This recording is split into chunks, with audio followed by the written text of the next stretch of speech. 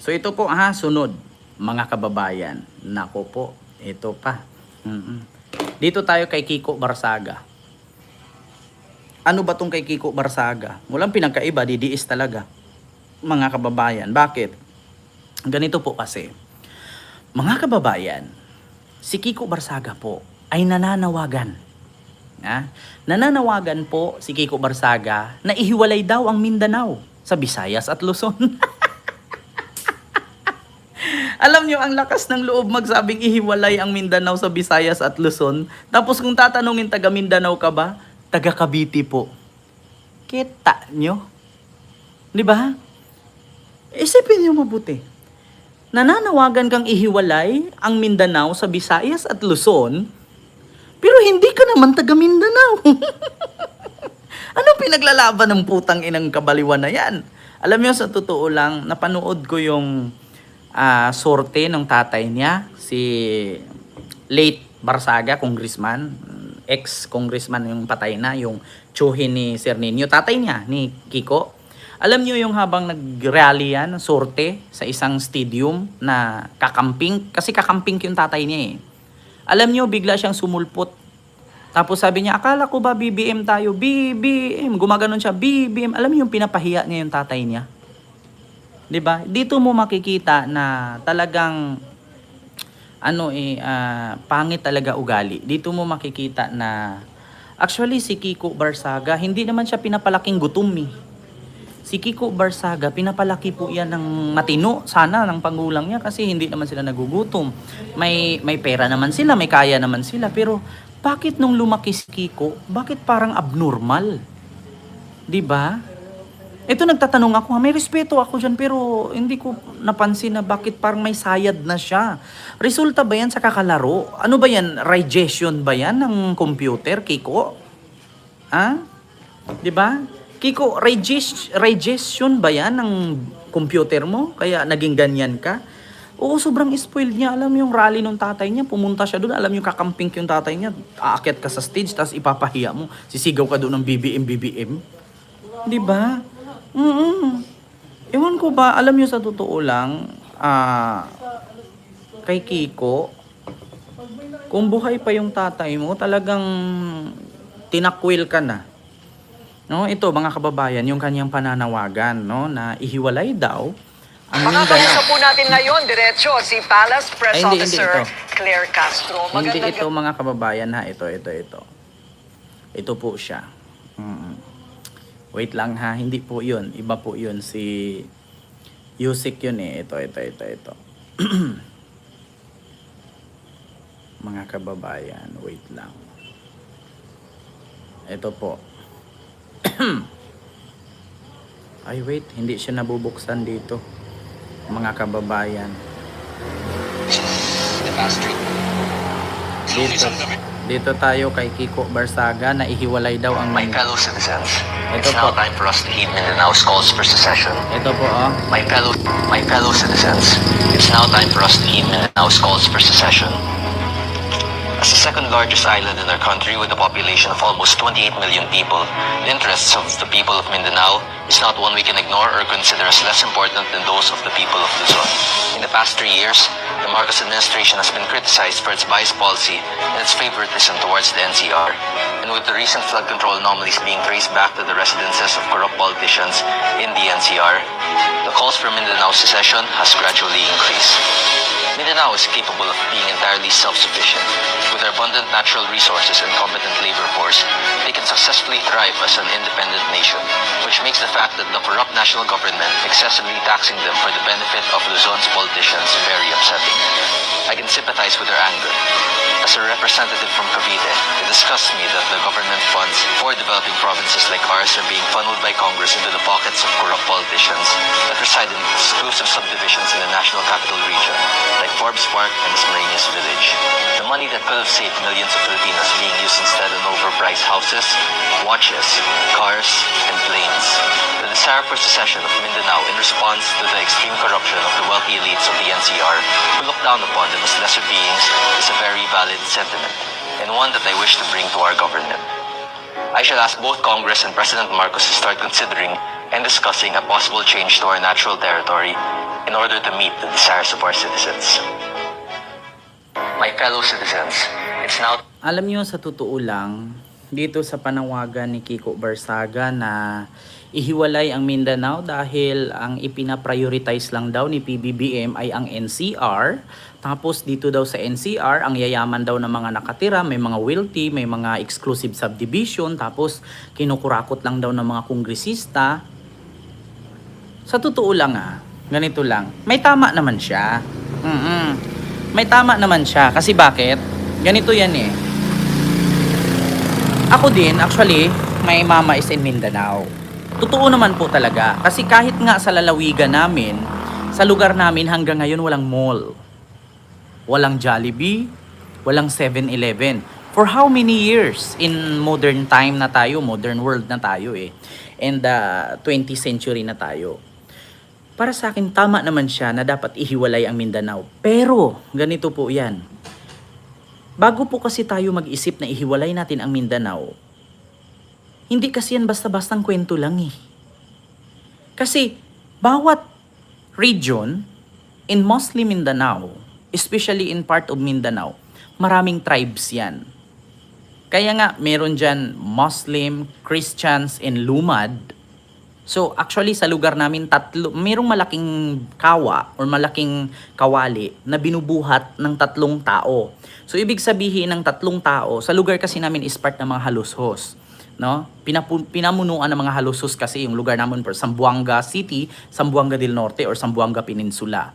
Ngayon, mga kababayan, hindi kasi basta-basta na magdesisyon ka na ihiwalay yung isang lugar na yan. Bakit? Okay lang sana kung para tayong UEA na bawat lugar may minerales, may resources. Katulad sa Dubai. Hiniwalay ang Dubai sa Saudi Arabia, may sariling city, may sariling policy, at may sariling batas. Pero part pa rin sila ng UEA, United Arab Emirates. Parang Amerika, United States of America. Maraming states, iba-ibang patakaran, iba-ibang batas, pero meron pa ring isang namumuno. 'Di ba? Pwede naman ganun. But the problem is, sana tinupad nyo noon yung federalism, 'di ba, ni Digong. Dapat pinatupad ninyo yung federalismo ni Digong. Ang problema kasi, mga kababayan, kung ipinatupad yung federalismo ni Digong, ang tawag doon, federalism ba yon, mga kababayan? Ang tawag doon kay Digong. Ano sabi dito ni Adrian? Napahiya ka, tamimi ka ata sa sinabi ko. Adrian Nartatis?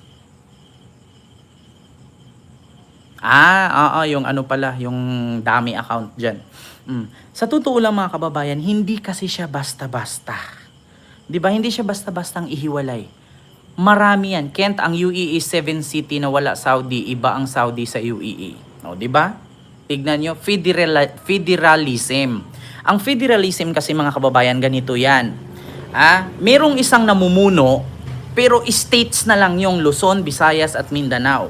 Yung kikitain ng Mindanao ay doon lang sa Mindanao mag-circulate. Yung kikitain ng Visayas ay doon lang sa Visayas mag-circulate. At yung kikitain ng NCR ng Luzon ay doon lang din sa Luzon mag-circulate. So, doon mo makikita na ang lugar kapag kurakot ang namuno, talagang maiiwan. Kasi, ngayon mga kababayan, kung ganun ang gagawin natin, okay lang sana kung bawat pulo, no? Kasi di ba ang Pilipinas is 3 pulo, Luzon, Visayas at Mindanao. Okay lang sana kung bawat pulo na yan ay parang Singapore, parang Hong Kong, parang Japan. Na ang Luzon ay parang Hong Kong, ang Visayas ay parang Japan, at ang Mindanao ay parang Singapore. Para kahit maliit na isla yan, kayang mag-sustain. Ang problema lang kasi mga kababayan, no?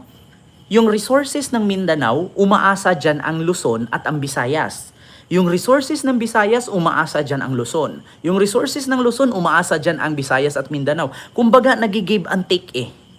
'Di ba? So ngayon, kung ang resources ng Visayas ay sa Visayas lang, at ang resources ng Mindanao ay sa Mindanao lang, at ang resources ng Luzon ay sa Luzon lang, paano kung yung isla na yon ay kurakot ang namuno, so maiiwan. Do you think yung mga namumuno dyan papayag? Hindi. Bakit? Ganito yan. Unahin kong i-explain about kay Kiko Barsaga. Alam ko, ang style kasi ni Kiko, dinaan sa pagbigkas magaling na pagbigkas ng English para mapakinggan siyang matalino. Tapos lalagyan mo ng tugtog para maaakit ang tao at mapasok sa dibdib di umano ng mga bubong DDS. Di ba? Ganyan ang style nila eh.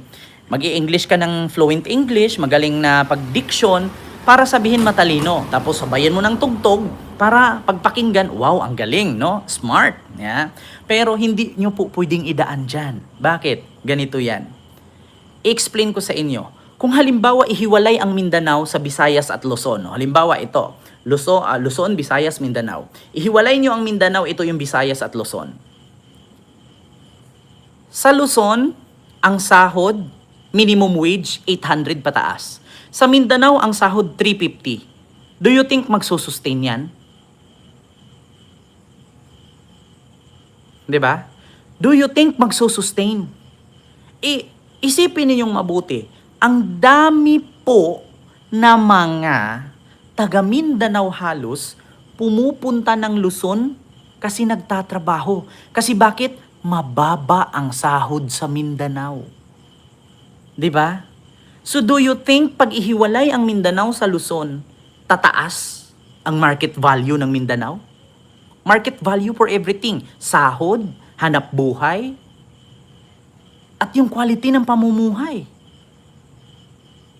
Di ba? So kung kaya nyong ipantayan ang quality ng pamumuhay sa Luzon, and then why? Why not? Di ba? No, there is many minerals in Mindanao. Maraming ang minerales sa Mindanao. May ginto, yeah, may oil. Ang problema lang, sino bang nakikinabang? Mga politician lang din. Kita nyo sa amin, tignan nyo, hindi ko na pangalanan, lugar namin.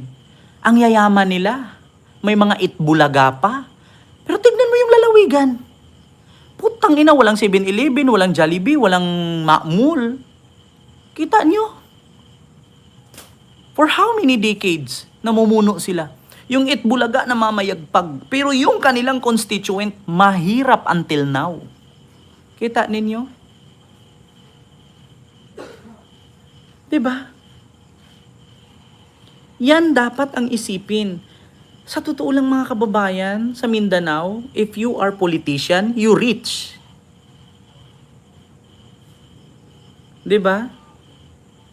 May gas. May gold, may mga mineralis sa dagat.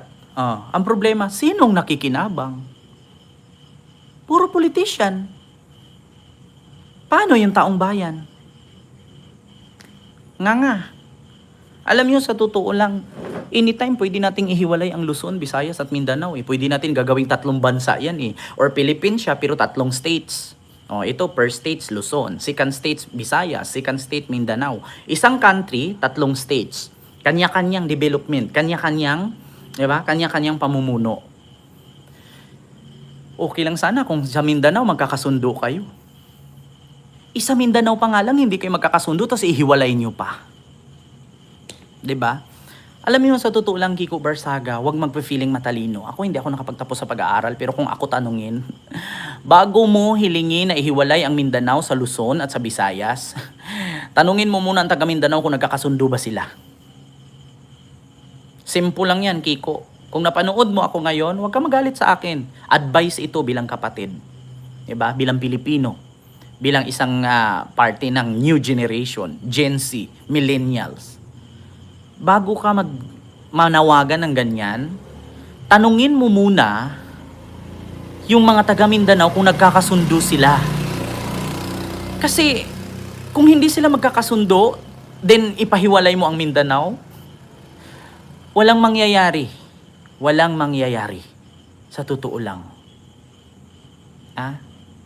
Walang mangyayari. Bakit ipahiwalay ninyo ang Mindanao?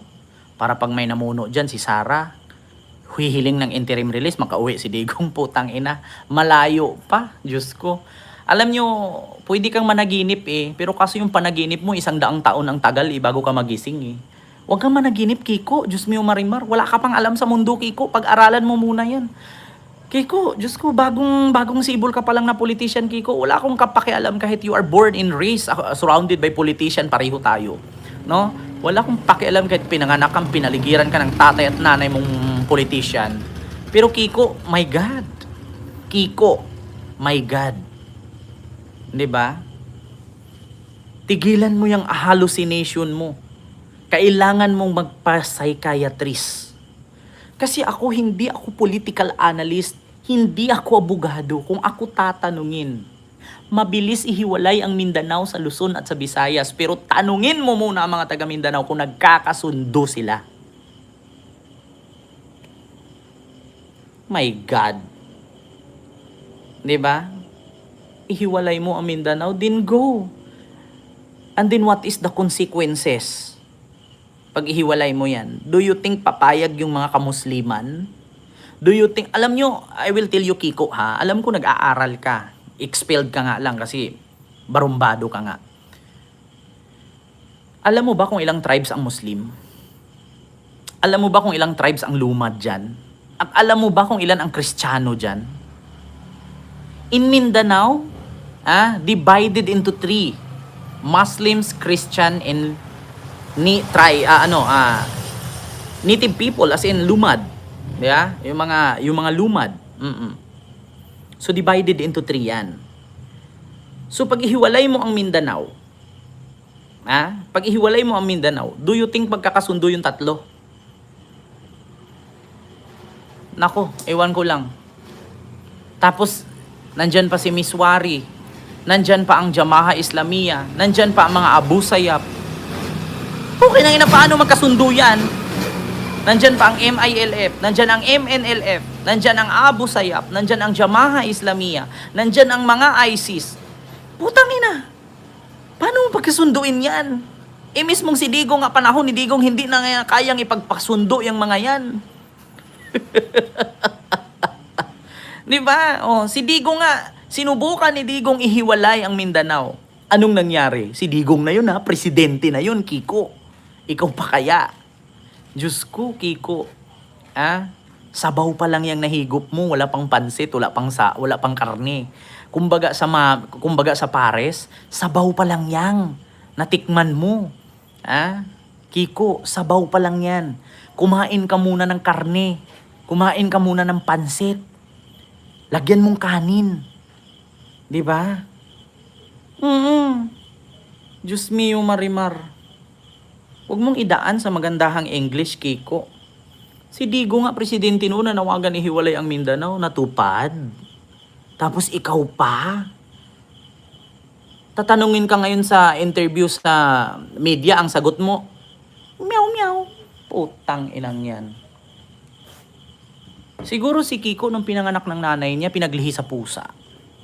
Siguro yung pinainom sa kanya, instead of tiki-tiki, ang pinainom sa kanya, gamot pang pusa, yung LC-Vet. Di ba? Siguro, Kiko, yung ginamit mo noon nung bata ka, hindi tiki-tiki, LC-Vet. Di ba? Diyos mio Marimar. So yun lang, yung aking reaksyon mga kababayan. Mahirap kasi magtatalino-talinuhan Alam nyo, marami akong kaklase dati, nagtatalino-talinuhan, nababaliw. Totoo yan, na sobrang talino nababaliw. Minsan nagdadasal sa puno ng baliti kasi nandoon daw yung katotohanan. Putang ina, nagdasal ka sa puno ng baliti, kung merong pukyutan yun, pag binato yun. Di yung katotohanan, nakagat ka. Diba? Yun ang katotohanan mga kababayan. Diba? So, yun po yun, mga kababayan, yung aking reaksyon. Tigil-tigilan nyo yan. Oo, tigil-tigilan nyo yung mga pangarap nyong ganyan. Kabaliwan yan, magpa-psychiatrist kayong sabay-sabay. Dapat kasi mga kababayan, kayong mga butante, not only in Cavite, but also in the whole Philippines, dapat bago kayo, itong COMELEC, dapat gumawa ng panibagong rules ang COMELEC na neurotest. In-neurotest muna itong mga politician na sasabak para malaman natin kung tanga ba o hindi. Diba? Kasi mahirap pag nagkaroon tayo ng pinuno na praning eh. Diba? Dapat ang Comelec, actually, Chairman Garcia, na ako po'y nananawagan sa inyo, sa sunod eleksyon po, maglagay ka po sa Omnibus Election Code na in-Euro-test muna bago mo ipasa. Kasi ang hirap papanalunin mo tas praning, wala mangyari sa ating bansa. Mananalo tas praning ang namumuno. Putang ina. Nakakaputang ina talaga. 'Di ba? Baka ito si Kiko kasi nung bata pa, instead of tiki-tiki ang ipainom, baka Elsivit ang napainom eh. 'Di ba? Kaya nagkaganyan yung utak. Katulad nito, mga kababayan, ano ba itong sunod? Dito tayo kay Sara. Ang sabi mga kababayan, si Yussi Claire Castro, mga kababayan, ay in-interview ni Corina sa Billionaire News Channel na bakit daw si PBBM kahit sinabihan na ng hindi maganda, kahit pinuna, siniraan, binantaan, bakit daw walang aksyon si PBBM, 'di ba? Sa mga sinabi ni Sara. Ngayon po pakinggan natin yung sagot ni Yussi Claire Castro diyan. 'Di ba? Actually, sa totoo lang mga kababayan, sabi ko nga kagabi sa live ko, kapag pag-aksayahan mo ng panahon yung mga buang na politician, walang mga karats yan. Ito po, pakinggan nyo ha. Ito mga kababayan, ang sabi dito, hindi iniinda ng Pangulo kung ano ang sinabi ni Vice President Sara Duterte. 'Di ba? Kaya nga sabi ni PBBM mga kababayan, noong impeachment laban kay Sara, hindi siya nangingialam. Hindi siya nanghihimasok sa impeachment. Bakit? Alam niyo ang sabi ni PBBM, huwag niyo nang pansinin yan. Useless yan, walang kwenta yan. 'Di ba? Basti duwag dugyot dutae, mega love shout out.